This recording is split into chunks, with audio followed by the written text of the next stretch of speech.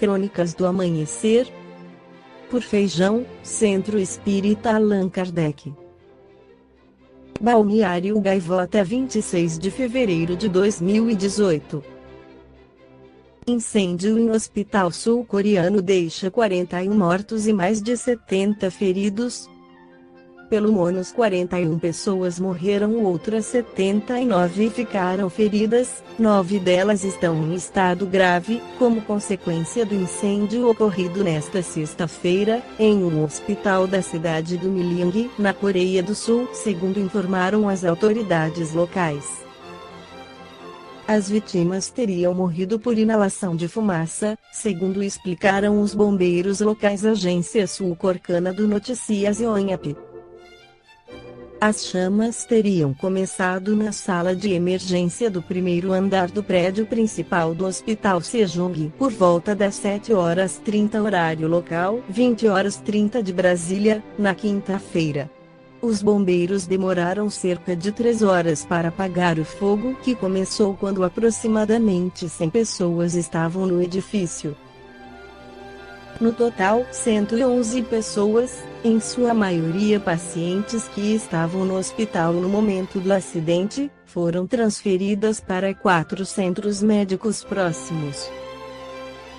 Além disso, 94 pessoas que estavam internadas em uma casa de repouso para idosos anexa ao hospital conseguiram escapar das chamas e foram retirados do local. O presidente sul-coreano Moon Jae-in convocou uma reunião de emergência com sua equipe de assessores e pediu para que as autoridades identifiquem os mortos o mais rápido possível, de maneira eficiente, e assim evitar uma confusão para seus familiares. Moon também transmitiu seus pêsames pelos falecidos e ordenou uma investigação exaustiva do fato para estabelecer medidas necessárias que evitem outro incêndio destas características. No Livro dos Espíritos, Allan Kardec questiona os espíritos sobre as tragédias coletivas 740. Não serão os flagelos, igualmente, provas morais para o homem, por porem-no a braços com as mais aflitivas necessidades? Os espíritos respondem: os flagelos são provas que dão ao homem ocasião de exercitar a sua inteligência, de demonstrar sua paciência e resignação ante a vontade de Deus, e que lhe oferecem ensejo de manifestar seus sentimentos de abnegação, de desinteresse e de amor ao próximo, se o não domina o egoísmo. O espírito Miramês comenta essa questão no livro Filosofia Espírita, volume 15, pela psicografia de Miramês. Os flagelos comumente são provas morais, porque diante dessas provações as criaturas estendem as suas conquistas, de modo a conhecerem a si mesmas, bem como passam a reconhecer o poder de Deus. Os grandes acontecimentos na Terra são para despertar as almas aos conhecimentos das leis de Deus. No entanto, o que chamamos de flagelos morais e sociais são pequenas lutas, em se comparando com as lutas internas que devem ser travadas pelos homens, cada um com a sua guerra particular. Essas são as maiores e mais difíceis de serem vencidas. É a vitória sobre si mesmo. Uma catástrofe com pouco tempo passa, e somente fica registrada na história, mas, logo a mente substitui a forte lembrança dos seus efeitos. Porém, as convulsões internas são duradouras, batalhas estas que demoram para serem extirpadas do coração. As paixões inferiores levam séculos ou milênios para serem suportadas. Somente a borracha do tempo, com as mãos da boa vontade sem cessar, pode apagá-las da consciência. As lutas exteriores são pequenas, em relação às da intimidade. Os flagelos são provas morais e processos de despertamento das criaturas. Somente passando por esses testes, as almas se capacitam para novas subidas. Como exercitar a inteligência, se nada existe que possa irrompê-la? são as necessidades que a fazem progredir. Esses são os meios que Deus usa para o bem da humanidade. Em todos os esforços para o bem, em todos os trabalhos empreendidos para a divulgação da luz, quando se começa a acendê-la dentro da alma, logo surgem em nossos caminhos os tropeços de toda ordem, e os contraditores, como Barrabás, passam a se movimentar para esfriarem o aprendiz nos seus deveres para com Deus e a consciência. Mateus, no capítulo 27, versículo 26, assim nos fala pelo auxílio das letras evangélicas. Então Pilatos lhe soltou Barrabás, e após haver açoitado a Jesus, entregou-o para ser crucificado. Não podemos esquecer de, ao aceitarmos Jesus, tomarmos a cruz e seguir o Mestre. Aparecerão os Pilatos em nossos caminhos, trazendo-nos os açoites e as crucificações dia a dia, como testes, pelos quais ficará provado se verdadeiramente estamos preparados para sermos discípulos do Mestre. Ainda assim, são pequenas as lutas por fora, para que possamos nos preparar para as grandes lutas internas, combatendo os inimigos da cidade da alma que bem conhecemos, quais sejam o orgulho, o egoísmo, o ódio, a inveja, o ciúme, a maledicência, etc. Eles são inúmeros, e quando um desaparece, surge outro para tomar seu lugar. A luta é grandiosa e intensa. Foi para ajudar aos homens que Jesus, por amor, veio à Terra, deixando a sua herança para a humanidade, o Evangelho, fator de luz para a luz da alma. As letras da Boa Nova são pingos de luz do coração de Deus, seiva divina que alimenta e dá vida às criaturas.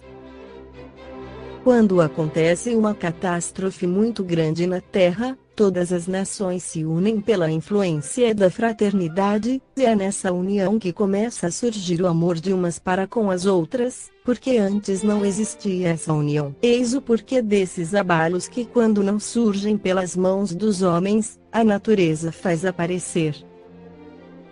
As nações foram divididas, não para aumentar e alimentar o egoísmo, mas, sim, para aperfeiçoar os conhecimentos de todas as ciências, trocando depois experiências umas com as outras. O comércio existe para mostrar aos homens o quanto vale a fraternidade. Não pensem os homens que eles fazem o que bem desejam, somente fazem a vontade de Deus, pelos caminhos que Ele mesmo sabe usar. As pequenas lutas têm a missão de lhes preparar para as grandes batalhas dentro de si mesmas. Divaldo Pereira Franco, em artigo para o jornal A Tarde de Salvador, no dia 1º de dezembro de 2017, esclarece sobre as tragédias coletivas. Constantemente a humanidade é surpreendida por tragédias coletivas. Desde os fenômenos sísmicos às guerras, aos acidentes de várias ordens, demonstrando a fragilidade do ser humano ante as forças da natureza e as suas próprias paixões, que, a miúde, somos convidados a reflexionar em torno da transitoriedade carnal e sobre a continuidade da vida em outra dimensão. Há poucos dias, um desastre aéreo de lamentáveis consequências feriu dezenas de famílias, ceifando vidas juvenis em plena busca da felicidade. Desejamos referir-nos ao acidente que arrebatou 71 vidas, especialmente de chapecoenses, deixando aflições inomináveis em muitos familiares e amigos. Os conceitos filosóficos do materialismo diante do infortúnio não conseguem acalmar as ansiedades e as dores dos sentimentos vitimados pelas ocorrências infelizes do cotidiano, provocando, não raro, revolta e desespero. Algumas correntes religiosas despreparadas para o enfrentamento dos desafios afligentes que ferem a humanidade simplificam a maneira de os encarar, transferindo para a vontade de Deus todas as ocorrências nefastas, sem que, igualmente, com algumas exceções, logrem o conforto moral e a esperança nas suas vítimas. Ao Espiritismo cabe a tarefa urgente de demonstrar que a criatura humana é autora do próprio destino através dos atos que realiza. A divindade estabelece leis morais que atuam nas existências, com a mesma severidade que outras que regem o universo e são inalteradas.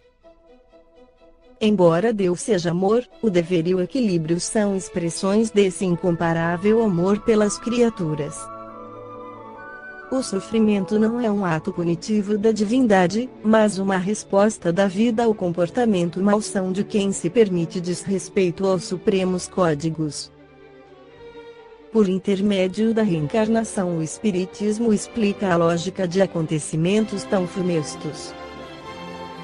No caso em tópico, segundo a imprensa, a ANAC havia proibido a viagem programada, mas a fatalidade conseguiu uma maneira de atender ao determinismo kármico, mediante o aluguel de uma outra aeronave boliviana.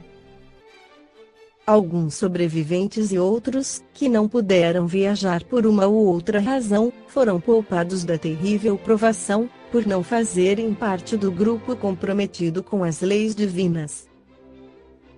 Provavelmente essas vítimas resgataram o antigo débito moral no seu processo evolutivo e foram reunidas para o ressarcimento coletivo, conforme a responsabilidade do conjunto em algum desmando anterior, de existência pregressa. Hoje, no mundo espiritual, na condição de vítimas das circunstâncias de que não são responsáveis, encontram-se amparados por espíritos nobres, que os auxiliarão a encontrar a plenitude. Aos seus familiares e amigos, apresentamos a nossa solidariedade. Esta foi a crônica do amanhecer de 26 de fevereiro, por Feijão.